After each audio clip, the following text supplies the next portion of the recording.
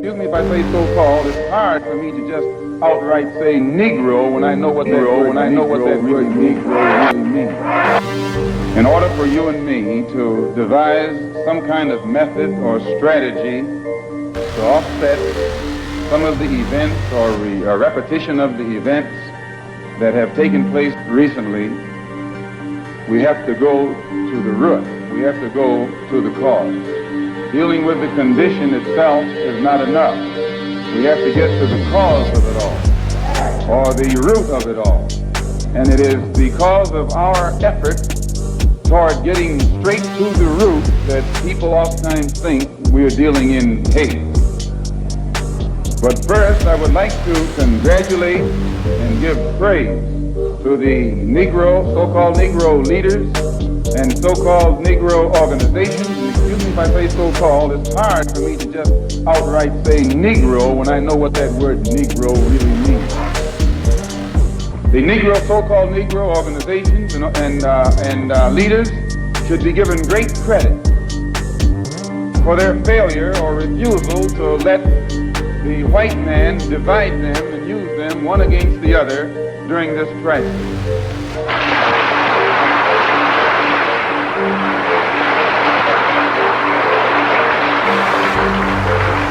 The Negro, so-called Negro leaders and organizations should be praised.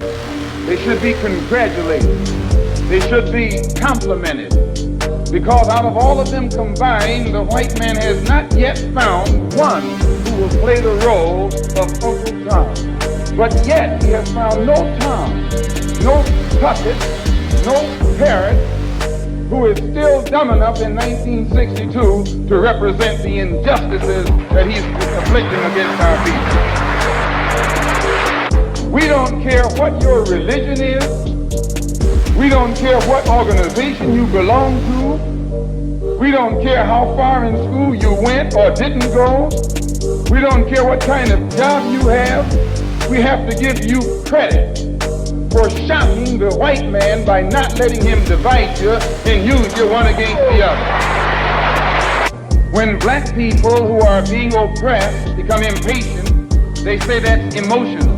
When black people who are being deprived of their citizenship, not only of their civil rights, but their human rights, become impatient, become fed up, don't want to wait any longer, then they say that's emotional. In the past, the greatest weapon the white man has had has been his ability to divide and conquer.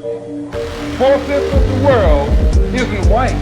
If 4/5 of the world is dark, how is it possible for 1/5 to rule, oppress, exploit, dominate, and brutalize the 4/5 who are in the majority? How do they do it? Divide and conquer.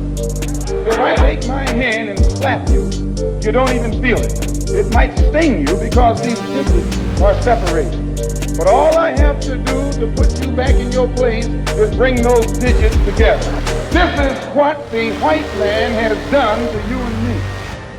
He has divided us and used us one against the other. But today, since the so-called Negro community has shocked the white man by resisting all efforts to divide us, I think that you and I should continue to shock him by staying and working together in unity. Despite religious, political, economic, or educational or social differences, let us remember that we are not brutalized because we're Baptist. We're not brutalized because we're Methodist. We're not brutalized because we're Muslim. We're not brutalized because we're Catholic. We're brutalized because we are black people in America. Today you are coming out of college. You're coming out of the leading universities. You're trying to go in a good direction, but you don't know which direction to go in. And if somebody tries to take you right to the root of your problem, they say that that man's a hate teacher. And then again, if we tell you that Negroes are being hung on the tree or being shot down illegally, unjustly, and those Negroes should do something to protect themselves, you say you're advocating violence. The white man is tricking you. He's trapping you.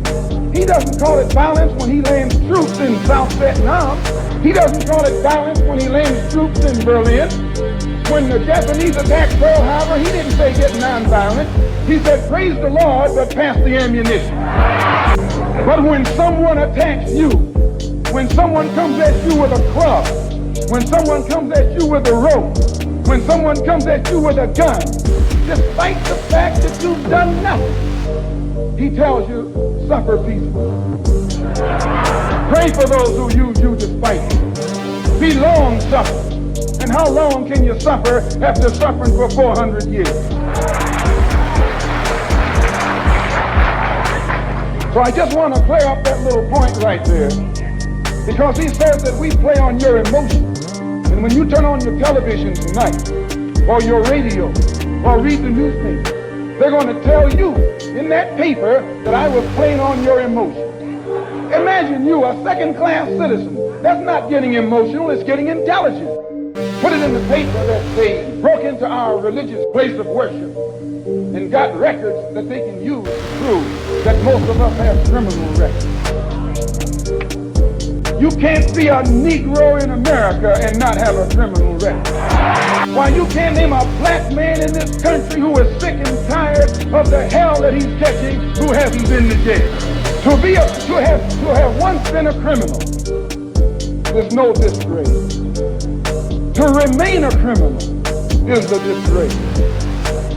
I formerly was a criminal. I formerly was in prison. I'm not ashamed of that. You never can use that over my head. And that he's using the wrong stick. I don't feel that stick.